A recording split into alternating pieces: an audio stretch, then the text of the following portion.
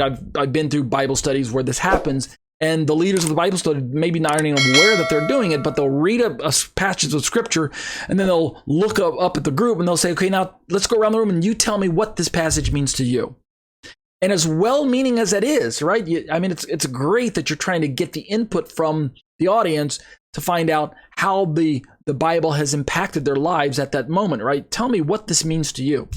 As well-meaning as that sounds, it's skipping a very important step, in my opinion. Instead of asking the people, what does this passage mean to you? The first thing you should ask is, what did it mean to the people in the passage? Yeshua didn't speak in a vacuum.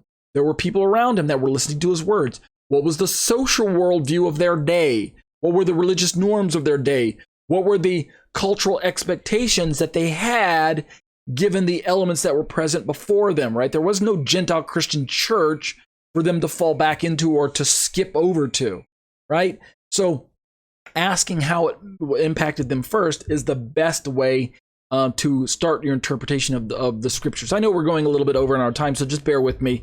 Let me keep reading a little bit more of this. So I say in my commentary that context is king, and really context wins the crown over and over. Context is king, which means that context allows us sometimes to take words that are used in passage A and apply them one way, and then take those very same words that are used in passage B and apply them a different way, even though they're the exact same phrase and words.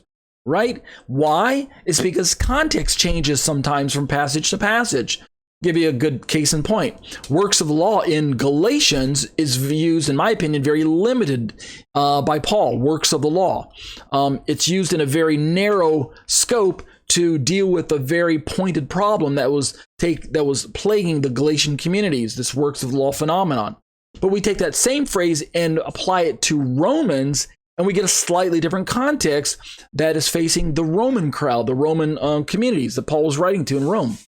It's the same phrase, works of law, or work of the law, or law works, or things like that, depending how you translate the Greek ergonomou and things like that. But we can end up with slightly differing applications and interpretations, and they're both applicable. We have a kind of a more narrow use of the phrase works of the law in Galatians that becomes a little bit more broad and elastic in Romans, and could be maybe more relative to our 21st century needs when we're talking about combating legalism and works righteousness and merit theology and things like that.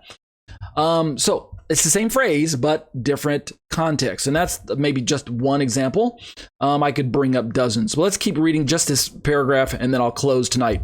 I go on to say, and context demands that the parable be applied to the immediate listeners and readers first, right? Just like I said, don't instantly try to say, Lord, what does this mean to me?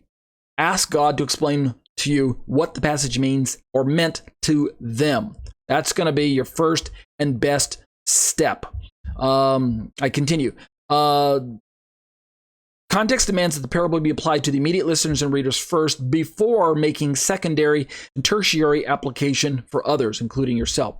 I go on to say, yes, false religions are incompatible with the true quote-unquote religion of Yeshua as Lord and King, but that is not even the central point of the parable, as we're going to find out, I say in my commentary, as we shall find out in Hegg's comments below, which we're going to read next week.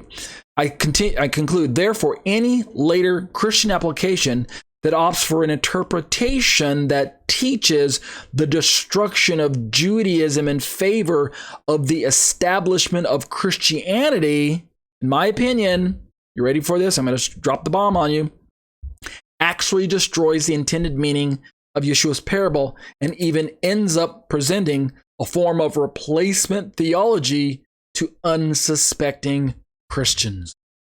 And that's really the meat of my commentary and the point that I'm trying to drive home by writing the commentary.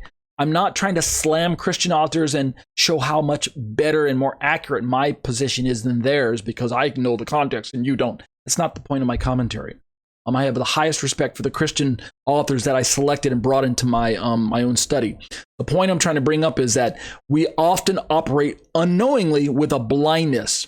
We often operate with a bias, and sometimes that blindness or that bias is determined by simply our own Christian narrative that has not properly been introduced to the Jewish worldview.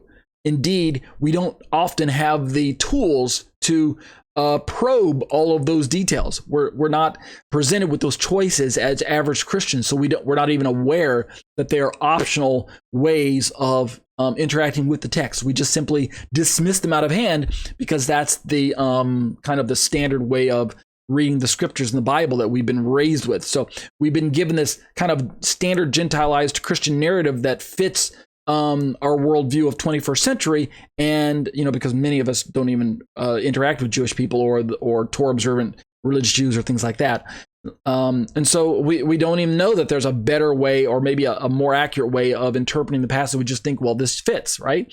Christianity is the new way of living. But I'm trying to challenge us to the idea that there are better ways to interpret the passage that are more historically and sociologically accurate.